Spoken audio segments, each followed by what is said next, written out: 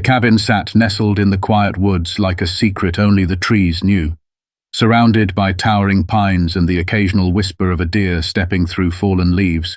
It was my sanctuary from the relentless noise of the world. I bought it 5 years ago, after working double shifts for months to scrape together the down payment.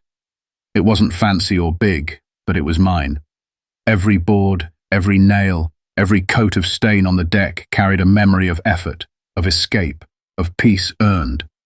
It was the kind of place where you could hear your own thoughts for once, or let them go completely. Mornings were my favorite. Sunlight would drip through the trees, golden and soft, painting the cabin in quiet light. I'd sit on the porch with a cup of coffee, wrapped in a blanket, listening to birds sing their morning rituals. The air smelled like pine and wet earth, and the only sounds were nature's own symphony. No car horns, no sirens, no neighbors yelling over fences. For a long time, life out here felt untouched by the world's chaos. Sure, there were a few cabins dotting the nearby road, but most people kept to themselves. We waved, shared the occasional conversation about weather or firewood, and then went back to our own quiet corners of the forest. It felt like the perfect balance of solitude and community. Then, a few months ago, something changed. A group of the newer residents decided we needed organization. They formed a homeowners association. I didn't think much of it at first. I figured it was just for shared road maintenance or maybe neighborhood watch stuff. I never imagined that something meant to bring order would soon become the reason I almost lost the one place in the world where I felt free. Her name was Cynthia, but everyone called her Karen behind her back, and honestly, she earned the title. She moved into one of the newer cabins at the edge of the woods just a few months before the HOA was formed. From the start, she had this air of superiority, like the forest should bend to her vision of suburbia. It wasn't long before she started knocking on doors, clipboard in hand, telling people about her vision for the community. She used words like standards, uniformity, and preserving property value, as if we were all living in a gated community instead of scattered cabins in the woods. Karen got herself elected as the HOA president almost instantly.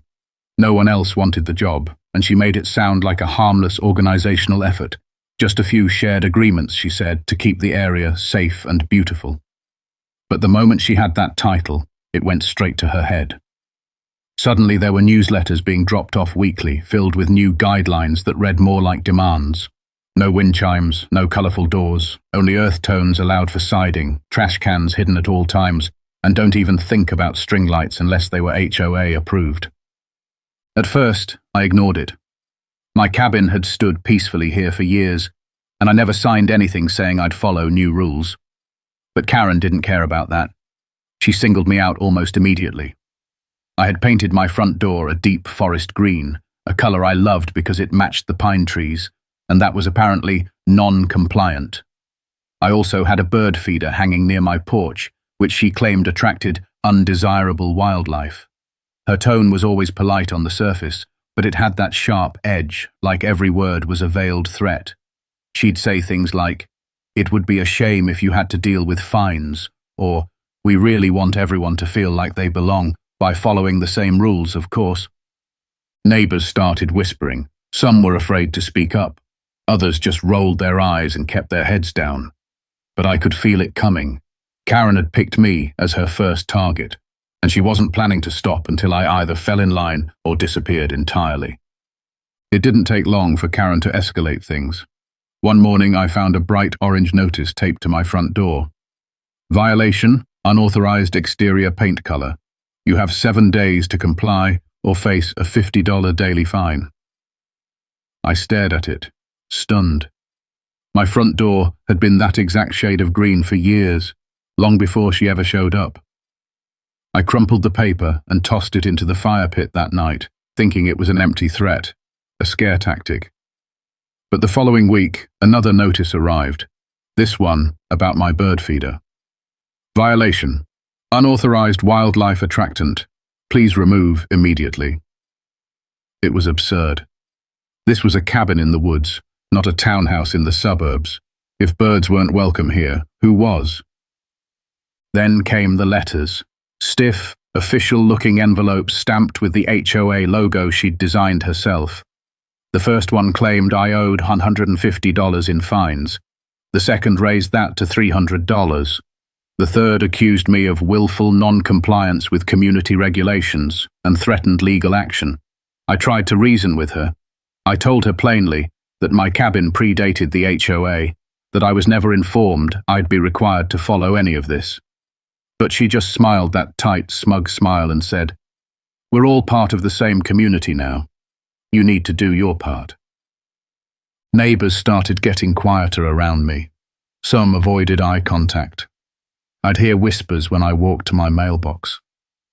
"He's the one Karen's after." I could feel it happening, the slow isolation, the social pressure to give in. She wasn't just fining me, she was turning the neighborhood against me bit by bit. My mailbox was egged once, a trash bag was torn open and left on my porch. I didn't have proof it was Karen, but I had my suspicions. I stopped hosting friends. I started staying inside more. The cabin that once felt like peace now felt like a siege. Every day I'd check the mail, and every day another notice would be waiting. The fines were piling up, now over $1,000, according to her latest threat. She even left a note saying she'd be forced to escalate if I didn't comply by the end of the month. I had to laugh at that, because what else could she possibly do? The answer came when I received a letter from a law firm representing the HOA. It claimed I was trespassing on my own land, violating bylaws, and that I needed to vacate the premises until I was in full compliance. I read that sentence over and over. Vacate the premises. My name was on the deed. My signature was on every payment. I sat down on my porch that evening, watching the sun dip behind the trees, and felt a new emotion rise in me, something sharper than frustration or fear. Rage, cold, focused, and crystal clear. Karen wanted a fight. She was about to get one. It was a cold Thursday morning when everything snapped into place. I was stacking firewood out back when I heard a car door slam, followed by the crunch of polished boots against gravel. Rounding the side of the cabin, I found two sheriff's deputies standing on my porch, hats in hand, a manila envelope held out like it contained the word of God. "Sorry to bother you, sir," one of them said, polite but distant.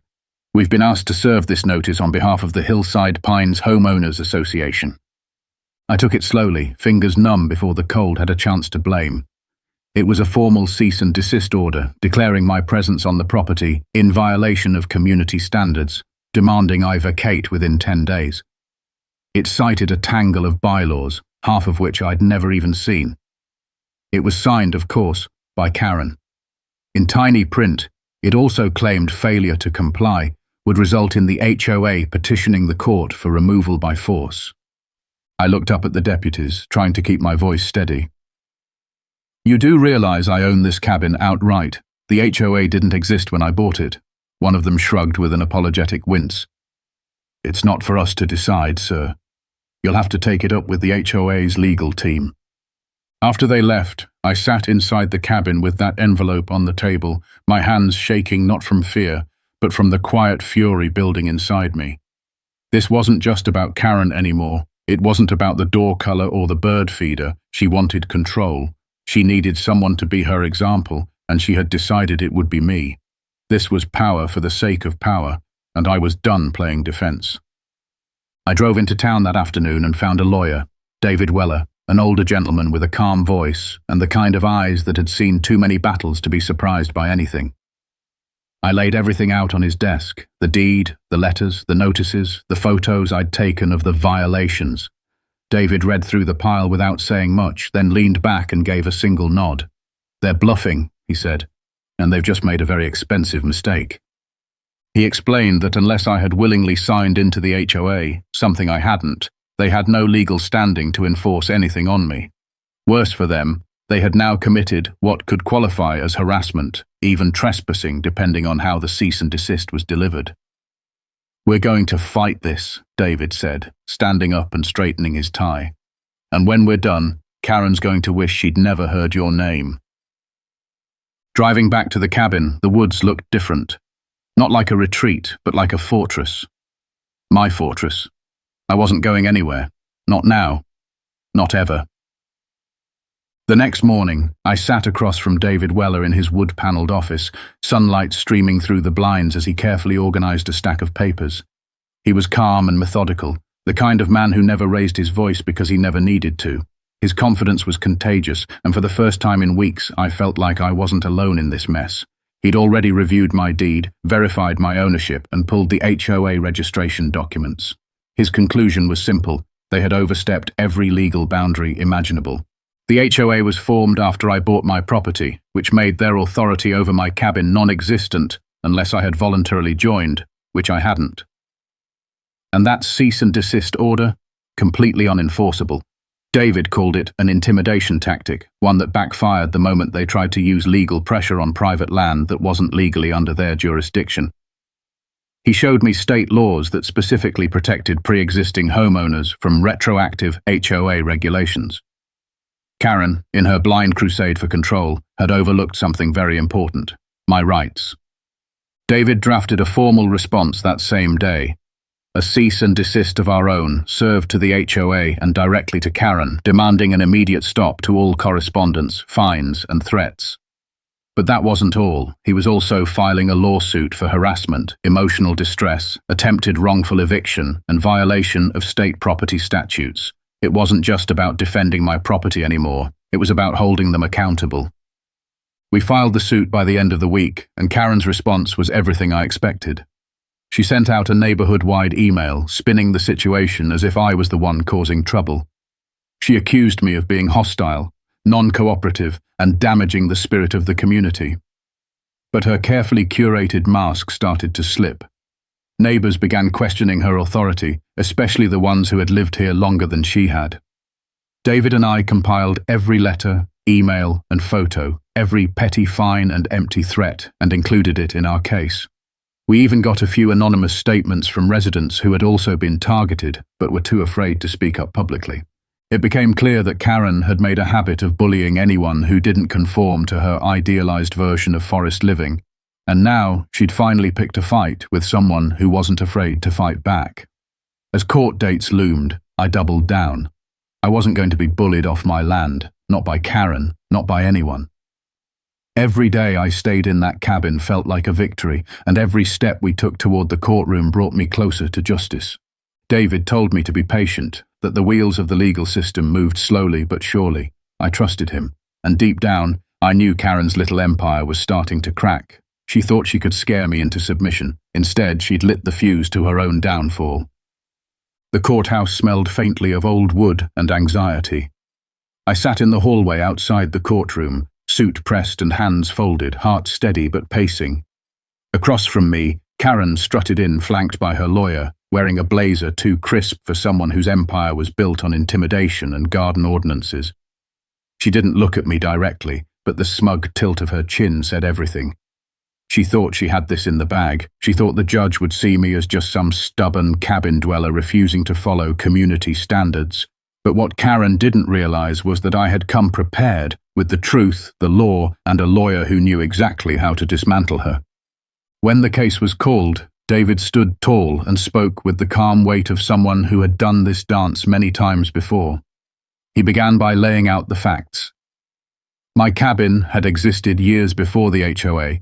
I had never signed or agreed to its charter, and all attempts to force compliance or threaten eviction were not only improper, but illegal under state law. He handed over documentation of my deed, photographs of the so-called violations, and copies of the fines and threats I'd received. With each exhibit, Karen's posture wilted a little more. Her lawyer tried to argue that by residing within the community boundaries, I was automatically subject to the HOA's rules. David countered that no such clause applied to properties that predated the organization, and he cited legal precedent that had already ruled in favor of homeowners in nearly identical cases. When Karen took the stand, her tone was brittle but laced with false cheer. She insisted she was only protecting community interests and maintaining harmony. But her words rang hollow, especially when David read aloud her email calling me an obstacle to order and suggesting the HOA make an example out of him. The judge, a middle-aged woman with sharp eyes and little patience for nonsense, asked a few pointed questions. She looked over my paperwork, flipped through Karen's HOA bylaws, and then took a long pause before delivering her decision. Her words were clear, firm, and, at least to me, absolutely beautiful. She ruled in my favor. The HOA had no legal authority over my property, and their attempts to fine and evict me constituted harassment. Karen's actions were deemed an abuse of power, and the HOA was ordered to pay me $8,000 in damages and legal costs. She also strongly advised the HOA to review its leadership practices going forward.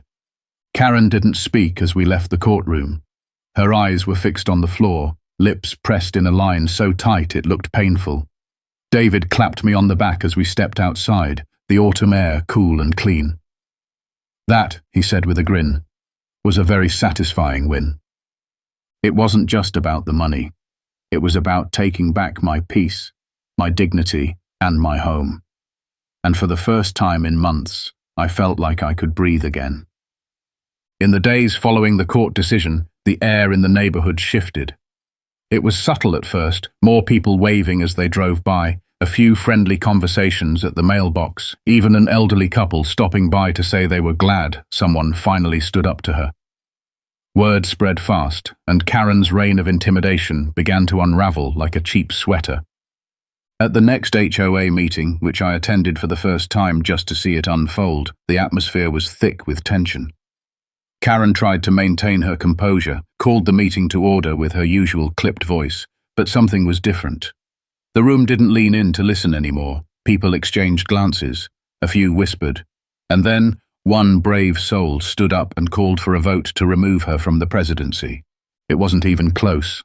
The vote passed overwhelmingly, and just like that, Karen was out. She tried to save face, gave a cold, forced smile, and said she'd gladly step down for the good of the community. But everyone saw the crack in her armor. Her voice wavered, her hands trembled slightly, and for the first time she looked small, not commanding, not powerful. Just a woman who pushed too hard for too long and lost the room. After that, she kept to herself. The long walks she used to take, patrolling the street with her clipboard and phone, vanished. Her once proud landscaping grew a little wild, no more newsletters, no more threats. She became a ghost in a place she once ruled. I didn't feel glee watching her fall, just relief. A long, deep exhale. The woods were quiet again. The cabin stood proud, and the only power that remained was the kind you feel when you've earned the right to live in peace. The silence of the woods felt different now, lighter, less burdened. No more watching the mailbox with dread, no more bracing for another notice taped to my door. After everything that happened, I took some of the settlement money and put it back into the cabin, not because I had to, but because I wanted to. I repainted the porch rails in a warm cedar tone, replaced a few aging floorboards with reclaimed wood, and finally hung the wind chimes I'd always meant to put up. They sang softly in the breeze, as if the forest itself was exhaling right along with me. I started hosting again too. Friends came by for weekend barbecues, neighbors brought over pie or firewood, and one couple even asked me if I could help them fight a smaller HOA issue of their own. It felt good to be a part of something again, this time without fear or tension riding under the surface. The cabin became what it was always meant to be, a gathering place, a safe haven, a piece of peace carved into the edge of the wild. Mornings returned to their old rhythm. I'd sit on the porch with a cup of strong coffee, wrapped in that same wool blanket, watching the fog lift from the treetops.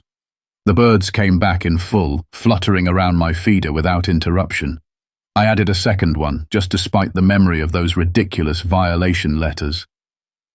At night, the fire crackled softly in the hearth, and I would sometimes catch myself smiling at how far things had come. The cabin didn't just survive, it stood stronger, a quiet monument to what happens when you refuse to be bullied out of your life. Every now and then, I'd pass Karen's house while walking down the road. The windows stayed shut, the lights dim. We never spoke again, and that was fine by me. Her chapter in my story was closed. I'd been pushed to the brink, nearly forced out of the place I loved most. But I stood firm.